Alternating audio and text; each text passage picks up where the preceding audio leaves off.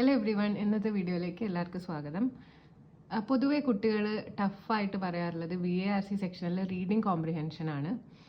അപ്പോൾ കുട്ടികൾ പറയാറുള്ള മെയിൻ കാരണം ചിലപ്പോൾ വായിക്കുമ്പോൾ സ്പീഡ് ഉണ്ടാവും, പക്ഷെ അതിലുള്ള കാര്യങ്ങൾ മനസ്സിലാവില്ല. ചിലപ്പോൾ കാര്യങ്ങൾ മനസ്സിലാക്കും, പക്ഷെ വായിക്കുന്നതിൻ്റെ സ്പീഡ് കുറവായിരിക്കും. ഇങ്ങനെയൊക്കെയുള്ള റീസൺസ് പറയാറുണ്ട്. അപ്പോൾ ഞാൻ ഇന്നത്തെ വീഡിയോയിൽ എക്സ്പ്ലെയിൻ ചെയ്യാൻ പോകുന്നത് എൻ്റെ കുറച്ച് സ്ട്രാറ്റജീസാണ്. ഞാൻ എന്തൊക്കെ യൂസ് ചെയ്തിട്ടാണ് റീഡിങ് കോംപ്രിഹെൻഷനിൽ എൻ്റെ മാർക്സ് കൂട്ടിയത്. അങ്ങനത്തെ കുറച്ച് ട്രിക്സ് ആൻഡ് ടിപ്സ് ഒക്കെയാണ്. അപ്പോൾ നിങ്ങൾക്ക് യൂസ്ഫുൾ ആവുമെന്ന് വിശ്വസിക്കുന്നു. So welcome to the video. അപ്പോൾ ഞാനിന്ന് എക്സ്പ്ലെയിൻ ചെയ്യാമെന്ന് വിചാരിച്ചിരിക്കുന്നത് 2023 കാറ്റിൻ്റെ ക്വസ്റ്റ്യൻ പേപ്പറിലെ ഒരു പാരഗ്രാഫ് എടുത്തിട്ടാണ്, ഒരു റീഡിങ് കോംപ്രിഹെൻഷൻ എടുത്തിട്ടാണ്. ഇങ്ങനെ പറഞ്ഞാൽ ചിലപ്പോൾ നിങ്ങൾക്ക് കുറച്ചും കൂടെ നന്നായിട്ട് മനസ്സിലാവുമെന്ന് ഞാൻ വിശ്വസിക്കുന്നു. അപ്പോൾ ഇതിനകത്ത് നിങ്ങൾക്ക് നോക്കിയാൽ കാണാം, ഇതിലിപ്പോൾ പറഞ്ഞിരിക്കുന്നത് the below passages accompanied by 4 questions. അതിൽ based on the passage choose the best answer for your each question എന്നാണ്. ഇതിനകത്ത് അപ്പോൾ നമുക്ക് നോക്കിയാൽ 1, 2, 3, 4 ഒരു 4-5 പാരഗ്രാഫ് നമുക്ക് ഇവിടെ കാണാൻ പറ്റും. അതിൻ്റെ താഴെ ക്വസ്റ്റ്യൻസും കൊടുത്തിട്ടുണ്ട്. അപ്പോൾ എൻ്റെ ഒരു മെത്തേഡ് എന്ന് പറയുമ്പോൾ ഞാൻ ആദ്യം തന്നെ ഈ പാരഗ്രാഫ് വായിക്കാൻ പോകാറില്ല. ആദ്യം തന്നെ ഞാൻ നോക്കാൻ പോകുന്നത് ക്വസ്റ്റ്യൻസ് ആയിരിക്കും. അപ്പോൾ ക്വസ്റ്റ്യൻസ് വായിച്ചിട്ട് അത് എവിടേക്കാണ് ആ ഒരു വേർഡ്സ് അല്ലെങ്കിൽ കീവേഡ്സ് വരുന്നത് എന്നുള്ളത് ഞാനൊന്ന് ജസ്റ്റ് ഒന്ന് ഹൈലൈറ്റ് ചെയ്ത് വെക്കാറാണ്. അങ്ങനെയാണ് എൻ്റെ റീഡിങ്. ഈ ഒരു മെത്തേഡ് ചൂസ് ചെയ്യുമ്പോൾ അധികം സമയമൊന്നും ആവാറില്ല. അപ്പോൾ ഫസ്റ്റ് തന്നെ നമുക്ക് ആദ്യത്തെ ക്വസ്റ്റ്യൻ ഒന്ന് നോക്കാം. ഇതിൽ പറഞ്ഞിരിക്കുന്നു, on the basis of the nature of the relationship between the items in each pair below choose the odd pair out. അപ്പോൾ ഇതിൽ ഏതാണ് ഓഡ് ആയിട്ടുള്ളത്, അതായത് തെറ്റായിട്ടുള്ളത് ഏതാണ് എന്നുള്ള കാര്യമാണ് നമ്മൾ ചൂസ് ചെയ്യേണ്ടത്. അപ്പോൾ ആദ്യത്തെ ഓപ്ഷൻ തന്നെ ഇരിക്കുന്നത് പോസ്റ്റ് കൊളോണിയൽ നോവൽസ്, അത് anti colonial nationalism, Indian ocean novels, Indian Ocean world, post colonial novels, അങ്ങനെയാണ് പറഞ്ഞിട്ടുള്ളത്. നമുക്കിത് ഓരോ കീവേഡ്സും ജസ്റ്റ് ഒന്ന് നോക്കി വെക്കുക. ഇതൊക്കെ ഏതൊക്കെ പാരഗ്രാഫ്സിലാണ് വരുന്നതെന്നാണ് നമുക്ക് ഇനി നോക്കാനുള്ളത്. അപ്പോൾ പോസ്റ്റ് കൊളോണിയൽ നോവൽസ്. അപ്പോൾ ഇനി നമുക്ക് നേരെ പാസേജിലേക്ക് പോവാം. നമുക്കിന്ന് ആദ്യത്തെ പാരഗ്രാഫ് ഒന്ന് വായിച്ചു പോവാം. അപ്പോൾ ഇത് ജസ്റ്റ് ഒരു സ്കിമ്മിങ് എന്ന് പറയും. നമ്മൾ ജസ്റ്റ് എന്തൊക്കെയാണ് വേർഡ്സ്, ഇതിൽ മെയിൻ കീവേഡ്സ് എന്നുള്ള ജസ്റ്റ് ഒന്ന് അണ്ടർലൈൻ ചെയ്ത് പോവുക. പിന്നെ ഇത് ഒരിക്കലും വീണ്ടും വായിക്കുന്ന രീതിയിൽ പോകരുത്. അതായത് പിന്നെ എന്തെങ്കിലും ഡൗട്ട് ഉണ്ടെങ്കിൽ മാത്രം ഇതിലേക്ക് പോവുക. നിങ്ങൾ വായിക്കുമ്പോൾ ഓരോ പാരഗ്രാഫ്സും എന്താണ് ഉദ്ദേശിക്കുന്നത് ജസ്റ്റ് ഒരു സമ്മറി പോലെ മനസ്സിലുണ്ടാക്കി വെക്കുക. അപ്പോൾ ഇതിൽ ഫസ്റ്റിൽ പറയുന്നത് for early post colonial literature world of the novel was often the nation. Okay, post colonial literature. അപ്പോൾ ജസ്റ്റ് അത് ഞാൻ ഒന്ന് അണ്ടർലൈൻ ചെയ്ത് വെച്ചു. അപ്പോൾ നേഷനെ കുറിച്ചാണ്. Post colonial novels were usually concerned with national questions. അപ്പോൾ അതും ജസ്റ്റ് അണ്ടർലൈൻ ചെയ്തു. Sometimes the whole story of the novel was taken as an allegory of the nation whether India or Tanzania. This was important for supporting anti colonial nationalism. ആ ഒരു കീവേഡും ഞാൻ ഒന്ന് just highlight ചെയ്ത് വെച്ചു. നിങ്ങൾ online read ചെയ്യുകയാണെങ്കിൽ online highlight ചെയ്ത് വയ്ക്കാം. But could also be limiting land focused and inward looking. അപ്പോൾ അതും ഞാൻ ജസ്റ്റ് ഒന്ന് അണ്ടർലൈൻ ചെയ്ത് വെച്ചു. അപ്പോൾ ഇങ്ങനെയാണ് നിങ്ങൾ ഓരോ പാരഗ്രാഫ്സും വായിക്കേണ്ടത്. ഇത് വായിച്ചിട്ട് നിങ്ങൾക്ക് മൊത്തത്തിൽ അത് എന്തിനെ കുറിച്ചാണ് ആ പാരഗ്രാഫ് എന്നുള്ളത് ഒന്ന് നോട്ട് ചെയ്ത് വയ്ക്കുക. അപ്പോൾ ഈ ഫസ്റ്റ് പാരഗ്രാഫ് ഉദ്ദേശിക്കുന്നത് പോസ്റ്റ് കൊളോണിയൽ ലിറ്ററേച്ചർ, അത് എന്തിനെ കുറിച്ചായിരിക്കും? നാഷണൽ ക്വസ്റ്റ്യൻസും anti colonial nationalism, that is which is also land focus and inward looking. അപ്പോൾ ഇത്രയും കാര്യങ്ങൾ ഞാൻ അവിടെ നോട്ട് ചെയ്ത് വെച്ചു. അപ്പോൾ നമ്മുടെ ഫസ്റ്റ് ക്വസ്റ്റ്യനിലെ ഓപ്ഷൻ എയുടെ ആൻസർ നമുക്ക് അവിടെ തന്നെ കിട്ടി. അതായത് post colonial novels is about anti colonial nationalism. അപ്പോൾ ഈ പെയർ റൈറ്റ് ആണ്. അപ്പോൾ ഇതിൽ ഓഡ് പെയർ ഔട്ട്. ഓക്കെ, ഇനി രണ്ടാമത് നോക്കുന്നത് ഇന്ത്യൻ ഓഷൻ നോവൽസിനെ കുറിച്ചാണ്. അത് ഏത് പാരഗ്രാഫിലാണ് പറയുന്നതെന്ന് നമുക്കൊന്ന് നോക്കാം.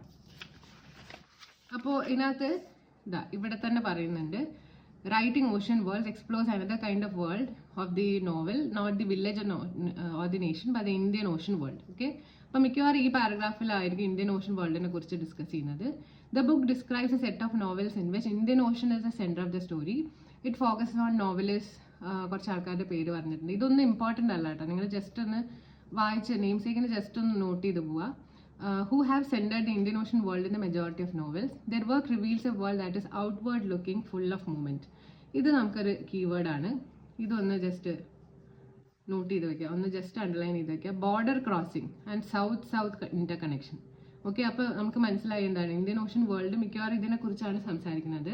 മറ്റേത് നമ്മൾ പോസ്റ്റ് കൊളോണിയൽ നോവൽസിനെ കുറിച്ചാണ്. അത് ഫോക്കസ് ചെയ്യുന്നത് ഇൻവേർഡ് ലുക്കിംഗ് ആണ്, അതുപോലെ തന്നെ ആൻറ്റി കൊളോണിയൽ നാഷണലിസം ആണ്.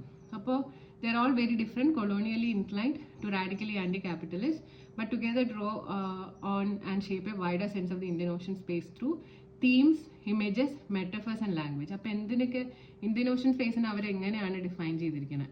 തീംസിലൂടെയും ഇമേജസിലൂടെയും മെറ്റഫേഴ്സിലൂടെ ലാംഗ്വേജിലൂടെയൊക്കെ. This has the effect of remapping the world in the reader's mind as centered in the interconnected global south. Okay, അതവിടെ കഴിഞ്ഞു.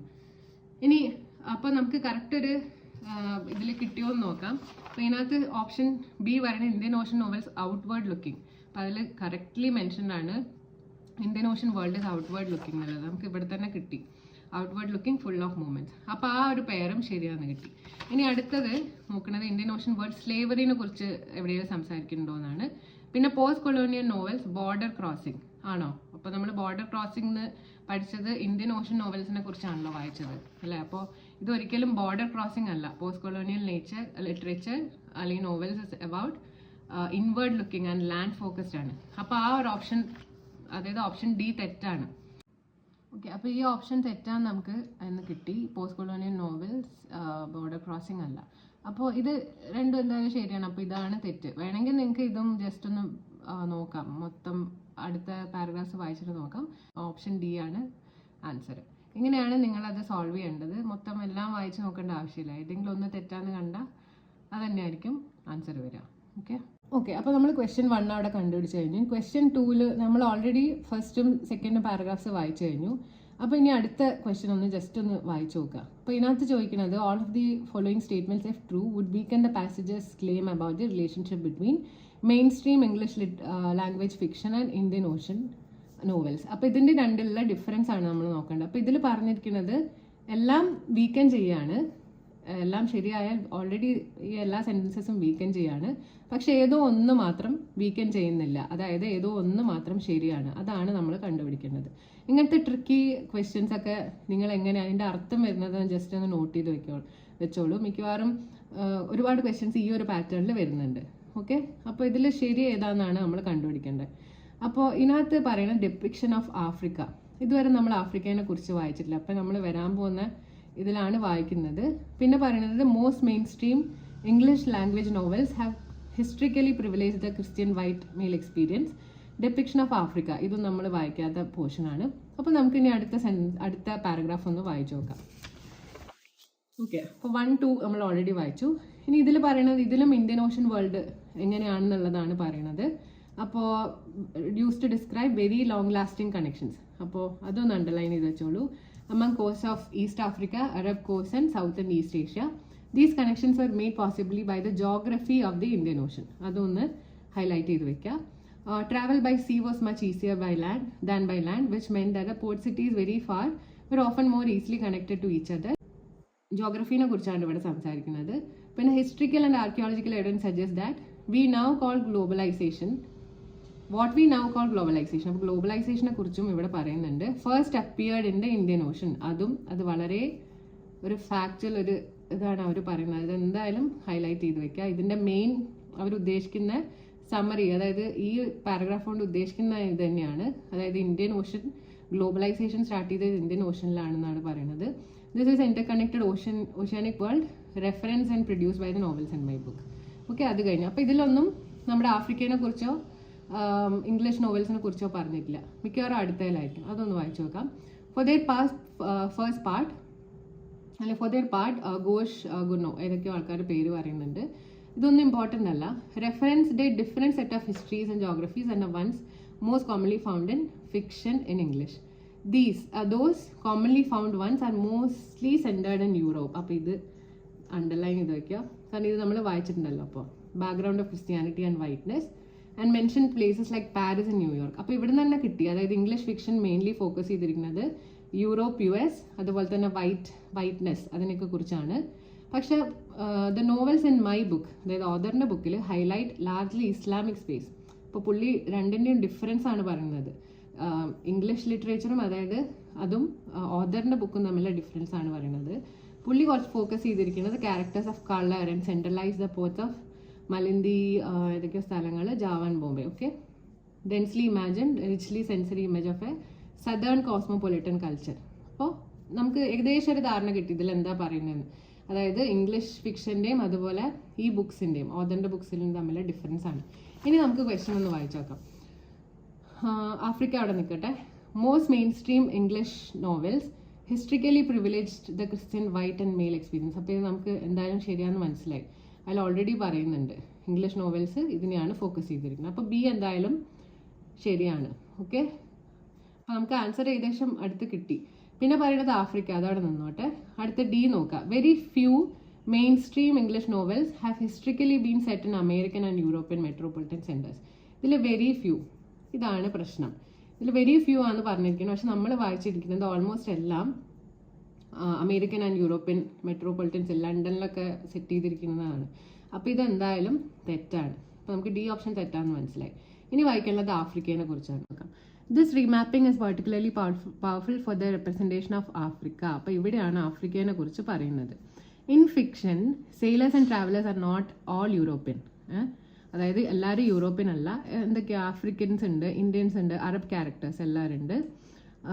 This does not mean that the Indian ocean Africa is romanticised. അപ്പോൾ Indian ocean Africa റൊമാൻറ്റിസൈസ്ഡ് അല്ല എന്ന് ഇവിടെ വളരെ കൃത്യമായിട്ട് പറയുന്നുണ്ട്. അത് നിങ്ങൾ അണ്ടർലൈൻ ചെയ്യുക. അതായത് എന്തെങ്കിലും ഇമാജിനേഷനെ കുറിച്ചോ ഒന്നും അല്ല പറയുന്നത്. ഭയങ്കര റിയലിസ്റ്റിക് ആയിട്ടുള്ള എന്തോ കാര്യമാണ് ഇന്ത്യൻ ഓഷൻ ആഫ്രിക്കയെ കുറിച്ച് പറയാൻ ഉദ്ദേശിക്കുന്നത്. Migration is often A matter of force. ഇവിടെ മൈഗ്രേഷൻ എന്ന് പറയുമ്പോൾ ഒരു മാറ്റർ ഓഫ് ഫോഴ്സ് ആണ്. അതായത് ഫോഴ്സ്ഫുള്ളി ആണ് ആൾക്കാർ മൈഗ്രേഷന് പോകുന്നത്. Travel is portrayed as abandonment rather than adventure. അപ്പോൾ നമുക്കറിയാം ഈ യൂറോപ്യൻസ് ഒക്കെ കൂടുതലും അഡ്വഞ്ചറിന് വേണ്ടിയിട്ടാണ് പണ്ട് യാത്രകളൊക്കെ ചെയ്തിരുന്നത്. പക്ഷെ ഇവിടെ അതായത് ആഫ്രിക്കൻ പാട്ടിൽ travel is portrayed as abandonment, അതായത് ഒഴിവാക്കൽ പോവലാണ് അവിടെ. Freedoms are kept away from women and slavery is rife. അപ്പോൾ ഇവിടെ ഫ്രീഡം ഇല്ല എന്നുള്ള കാര്യം ഇവിടെ കൃത്യമായിട്ട് പറയുന്നത്. ഇന്ത്യൻ ഓഷൻ പാട്ടിൽ ഫ്രീഡം ഇല്ല, അതായത് ക്യാൻ ബി അബൌട്ട് സ്ലേവറി എന്ന് പറയുന്നുണ്ട്. What it does not mean that the African part of the Indian Ocean world plays an active റോളാണ്. ഇങ്ങനെയൊക്കെ ആയാലും റിച്ച് ഹിസ്റ്ററി ഉണ്ട്. അതുപോലെ തന്നെ അവർ വലിയൊരു ആക്റ്റീവ് റോള് അവർ പ്ലേ ചെയ്യുന്നുണ്ട്. അപ്പോൾ ആഫ്രിക്കൻ വേൾഡ് റൊമാൻറ്റിസൈസ്ഡ് അല്ല എന്ന് മനസ്സിലായി. മൈഗ്രേഷൻ അവിടുത്തെ ഒരു ഫോഴ്സ്ഫുള്ളി ആണ്. ട്രാവൽ ഒരു അഡ്വഞ്ചറിൻ്റെ ഇതിലല്ല, അതായത് അബാൻഡ്മെൻറ്റ് രീതിയിലാണ് പോകുന്നത്. പിന്നെ ഫ്രീഡം ഇല്ല എന്നും പറയുന്നുണ്ട്. ഇനി നമുക്ക് നമ്മുടെ ക്വസ്റ്റ്യനിലേക്ക് വരാം. അപ്പോൾ ഇനി രണ്ട് ഓപ്ഷൻസ് ഓൾറെഡി നമുക്ക് ഇതിൻ്റെ ആൻസർ കിട്ടിക്കഴിഞ്ഞു കേട്ടോ. അപ്പോൾ അത് എന്നാലും ജസ്റ്റ് ഒന്ന് നിങ്ങളുടെ ഉറപ്പിക്കാൻ വേണ്ടിയിട്ടാണ് ഇനി പോകുന്നത്. അപ്പോൾ ഓപ്ഷൻ എ പറയുന്നത് depiction of Africa is driven by post colonial nostalgia for an idyllic past. അങ്ങനെയല്ലല്ലോ ഇതിൽ പറയുന്നത്. അതായത് ഐഡിലിക് പാസ്റ്റ്, ഒരു ഐഡിയൽ ആയിട്ടുള്ള ഒരു പാസ്റ്റ് അല്ലെങ്കിൽ ഒരു ഹാപ്പി പാസ്റ്റിനെ കുറിച്ചല്ല ഒരിക്കലും ആഫ്രിക്ക പറയുന്നത്. ഇവിടെ പറയുന്നുണ്ട് ഓൾറെഡി റൊമാൻറ്റിസൈസ്ഡ് അല്ല. എന്തായാലും ഈ ഓപ്ഷൻ തെറ്റാണ്. ഇനിയുള്ളത് depiction of Africa in most Indian Ocean worlds is driven by orientalist imagination of its cultural crudeness. ഒരിക്കലും അതല്ല, ഓറിയന്റലിസ്റ്റിക് ഇമാജിനേഷൻ അല്ല എന്ന് പ്രത്യേകം ഇവിടെ പറയുന്നുണ്ട്, റൊമാൻറ്റിസൈസ്ഡ് അല്ല. അപ്പോൾ എന്തായാലും ഓപ്ഷൻ തെറ്റാണ്. അപ്പോൾ നമുക്കുള്ള ഇനി ഓപ്ഷൻ നമ്മുടെ ഓപ്ഷൻ ബി തന്നെയാണ്. അങ്ങനെയാണ് നമ്മൾ ആൻസറിലേക്ക് എത്തുക. അപ്പോൾ ഇതെല്ലാം വായിച്ച് നോക്കേണ്ട ആവശ്യമില്ല. ഇപ്പം നമ്മൾ ഓൾറെഡി എല്ലാ പാരഗ്രാഫ്സും വായിച്ചു കഴിഞ്ഞു. ഓരോ പാരഗ്രാഫ്സും എന്താണ് ഉദ്ദേശിക്കുന്നതെന്നും നമുക്ക് മനസ്സിലായി. അതെല്ലാം നമ്മൾ ഹൈലൈറ്റ് ചെയ്ത് വെക്കുകയും ചെയ്തു. ഇനി ഒരിക്കലും നിങ്ങൾ തിരിച്ച് വായിക്കാൻ പോകരുത്, അത് റീഡിങ്ങിന് പോകരുത്. ഇനി നോക്കാനുള്ളത് അടുത്ത ക്വസ്റ്റ്യൻ ആണ്. ഓക്കെ, അപ്പോൾ ഇതിനകത്ത് പറയുന്നത് which of the following is not true about migration in the Indian Ocean world. ഇതിൽ ഏതാണ് തെറ്റായിട്ടുള്ള സെൻറ്റൻസ് എന്നാണ് നമ്മൾ കണ്ടുപിടിക്കേണ്ടത്. ഓപ്ഷൻ എ നോക്കാം. Indian Ocean worlds migration networks were shaped by religious and commercial histories of the region. അപ്പോൾ അവിടെ correct പറയുന്നുണ്ട്, അതായത് ഗ്ലോബലൈസേഷൻ അതിനെക്കുറിച്ചൊക്കെ സംസാരിക്കുന്നുണ്ട്, കമേഴ്ഷ്യൽ പോർട്ടിനെ കുറിച്ചൊക്കെ പറഞ്ഞിട്ടുണ്ട്. അപ്പോൾ ഇത് എന്തായാലും ശരിയാണ്. ഓക്കെ, രണ്ടാമത്തേത് migration in the Indian Ocean world was an ambivalent experience. അതും പറയുന്നുണ്ട്. എന്തായാലും കണക്ഷൻസിനെ കുറിച്ച് സൗത്ത് കണക്ഷനെ കുറിച്ചൊക്കെ പറയുന്നുണ്ട്. അപ്പോൾ എന്തായാലും അതൊരു ആംബിവാലന്റ് എക്സ്പീരിയൻസ് ആണ്. മൂന്നാമത്തേത് geographical location rather than geographical proximity determine the choice of destination for migrants.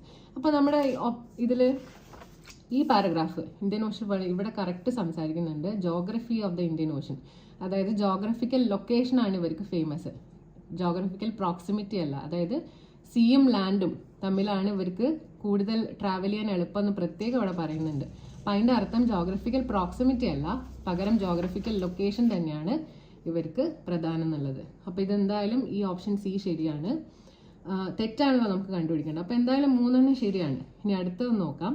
അടുത്തതായിരിക്കും മിക്കവാറും എന്തായാലും തെറ്റായിട്ടുള്ളത്.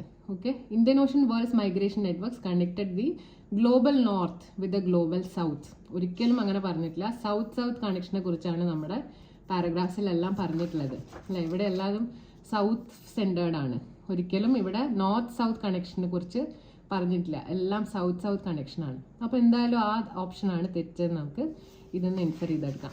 ഇങ്ങനെയാണ് നിങ്ങൾ സോൾവ് ചെയ്യേണ്ടത്. 3 എണ്ണം എന്തായാലും ശരിയാണ്, അപ്പോൾ എന്തായാലും 4ാമത്തെയാണ് തെറ്റെന്നുള്ളത് മനസ്സിലാക്കാം. ഓക്കെ, ഇനി നമുക്ക് നമ്മുടെ ലാസ്റ്റ് ക്വസ്റ്റ്യനിലേക്ക് പോവാം. അപ്പോൾ ക്വസ്റ്റ്യൻ നമ്പർ 4 പറയുന്നത് all of the following claims contribute to the remapping. റീമാപ്പിങ്ങിനെ കുറിച്ച് എവിടെയാണ് പറയുന്നത്? നമ്മുടെ ലാസ്റ്റ് പാരഗ്രാഫിലാണ് പറയുന്നത്, അതായത് ആഫ്രിക്കനെ കുറിച്ച് പറയുന്നതിലാണ് പറയുന്നത്. ഓക്കെ, അതിലാണ് നമ്മൾ ഫോക്കസ് ചെയ്യേണ്ടത്. Discussed by the passage except. അപ്പോൾ ഇതിൽ ഏതോ ഒന്ന് തെറ്റാണ്, അതാണ് നമ്മൾ കണ്ടുപിടിക്കേണ്ടത്. ഓപ്ഷൻ എ നോക്കാം. Global south as opposed to the global north was a first centre of globalisation. ഗ്ലോബലൈസേഷനെ കുറിച്ച് നമ്മൾ ഓൾറെഡി വായിച്ചല്ലോ. അപ്പോൾ ഗ്ലോബൽ സൗത്തിലാണ് ഗ്ലോബലൈസേഷൻ സ്റ്റാർട്ട് ചെയ്തതെന്ന് അവിടെ പറയുന്നുണ്ട്, ഗ്ലോബൽ നോർത്തിനെ കുറിച്ച് സംസാരിക്കുന്നില്ല. അപ്പോൾ ആ ഓപ്ഷൻ എന്തായാലും ശരിയാണ്. Okay, cosmopolitanism originated in the west and travel to the east through globalisation. അങ്ങനെ ഒരു കാര്യം പറയുന്നില്ല. കോസ്മോപൊളിറ്റൻ അല്ലെങ്കിൽ ഗ്ലോബലൈസേഷൻ വെസ്റ്റിൽ ഒറിജിനേറ്റ് ചെയ്തു എന്ന് ഒരിക്കലും പറയുന്നില്ല. അവിടെ പറയുന്നത് ഈസ്റ്റിൽ തന്നെയാണ് ഒറിജിനേറ്റ് ചെയ്തു എന്നാണ് പറയുന്നത്. അപ്പോൾ ഈ ഓപ്ഷൻ എന്തായാലും തെറ്റാണ്. ഇതാണ് നമ്മുടെ ആൻസർ. ജസ്റ്റ് വേണമെങ്കിൽ സി ഒന്ന് വായിച്ചു നോക്കിയോളൂ, സിയും ഡിയും. Indian ocean novels have gone beyond the specifics of national concerns to explore rich regional pasts. അത് ശരിയാണ്. ഇതിലും പറയുന്നത് Indian ocean novels beyond national കൺസേൺസിന്റെ അപ്പുറത്തേക്ക് പോയിട്ട് റീജിയണൽ പാസ്, ഹിസ്റ്ററിക്കൽ ആർക്കിയോളജിക്കൽ ഇതിലേക്കൊക്കെ പോകുന്നുണ്ടെന്നാണ് പറയുന്നത്. അപ്പോൾ ഇത് എന്തായാലും ഈ ഓപ്ഷൻ ശരിയാണ്.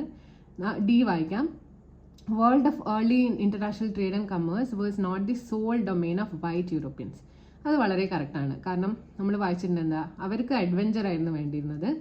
നമ്മുടെ എല്ലാ യൂറോപ്യൻസും നമുക്കറിയാലോ, അവർ അഡ്വഞ്ചറിന് വേണ്ടിയാണ് അവർ പല സ്ഥലങ്ങളിലേക്ക് എത്തിയത്. പിന്നീടാണ് അവരവിടെ ട്രേഡും കമേഴ്സൊക്കെ, ഇപ്പം ഇന്ത്യയിലേക്ക് വന്നാൽ തന്നെ നമുക്കറിയാം വാസ്കോഡഗാമയൊക്കെ വന്നത് അഡ്വഞ്ചറിന് വേണ്ടിയാണ്, അവരൊരിക്കലും കമേഴ്ഷ്യൽ പേർപ്പസിനല്ല. പിന്നീട് വന്നിട്ട് അവർക്ക് ജീവിക്കാനും അതുപോലത്തെ ഇവിടെ പിടിച്ച് അടക്കിയതിന് ശേഷമാണ് അവർ കമേഴ്സിലേക്കൊക്കെ പോയത്. അപ്പോൾ ഈ ഓപ്ഷൻ എന്താണ്, ഇതെന്തായാലും ശരിയാണ്. അപ്പോൾ നമ്മുടെ തെറ്റായിട്ടുള്ള ഓപ്ഷൻ ഇതാണ്.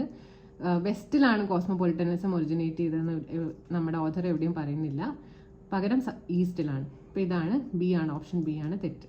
ഇങ്ങനെയാണ് നമ്മൾ സോൾവ് ചെയ്യേണ്ടത്. ഇതിപ്പോൾ എല്ലാ ക്വസ്റ്റ്യൻസും നമ്മൾ വായിച്ചപ്പോൾ നമുക്ക് ഏകദേശം ഒരു ധാരണ കിട്ടി, എവിടെയൊക്കെയാണ് ഏതൊക്കെ പാസേജസിലാണ് ഏതൊക്കെ കാര്യങ്ങൾ പറയുന്നത് എന്നുള്ളത്. ഇങ്ങനെയാണ് വായിക്കേണ്ടത്. ഒരിക്കലും നിങ്ങൾ ഇതേപോലെ ഫസ്റ്റ് തൊട്ട് ലാസ്റ്റ് വരെ ഒന്ന് വായിച്ച് പിന്നീട് ആ ക്വസ്റ്റ്യനിലേക്ക് പോയി അങ്ങനെ ചെയ്യരുത്. നമുക്ക് ഒരുപാട് ടൈം അവിടെ വേസ്റ്റ് ആവും. പകരം ഇങ്ങനെ ചെയ്ത് നിങ്ങളൊന്ന് നോക്കി നോക്കൂ. ഇതാണ് കുറച്ചും കൂടെ എഫക്റ്റീവ് ആയിട്ടുള്ള മെത്തേഡ്. അപ്പോൾ ജസ്റ്റ് ക്വസ്റ്റ്യൻസ് വായിക്കുക, എവിടെയൊക്കെയാണ് എന്തിനെക്കുറിച്ചൊക്കെയാണ് പറയുന്നത് അതൊന്ന് ഹൈലൈറ്റ് ചെയ്ത് വയ്ക്കുക, എന്നിട്ട് ക്വസ്റ്റ്യനിലേക്ക് പോവുക, ആൻസർ കണ്ടുപിടിക്കാം. അപ്പോൾ ഇതൊരു ക്വസ്റ്റ്യൻ നമ്മൾ എക്സാമ്പിൾ വെച്ച് പറഞ്ഞു. നിങ്ങൾക്ക് ഇനിയും ഇതേപോലെ ഏതെങ്കിലും ക്വസ്റ്റ്യൻസ് എക്സ്പ്ലെയിൻ അല്ലെങ്കിൽ ഏതെങ്കിലും പാസേജ് എക്സ്പ്ലെയിൻ ചെയ്യണമെന്നുണ്ടെങ്കിൽ കമൻറ്റ് ചെയ്യുക, അതിനനുസരിച്ച് ഞാൻ എക്സ്പ്ലെയിൻ ചെയ്യുന്നതായിരിക്കും. അപ്പോൾ നിങ്ങൾക്ക് വീഡിയോ ഇഷ്ടമായെങ്കിൽ ഇതെല്ലാവർക്കും ഒന്ന് ഷെയർ ചെയ്ത് കൊടുക്കുക. അപ്പോൾ നമ്മുടെ എക്സാം എന്തായാലും നവംബറിലാണ്, അതിന് മുന്നേ ആയിട്ട് ഈ ഒരു സ്ട്രാറ്റജിയൊക്കെ ഒന്ന് ഫോളോ ചെയ്ത് നോക്കാം. ഓക്കെ, അപ്പോൾ നമുക്ക് അടുത്ത വീഡിയോയിൽ കാണാം.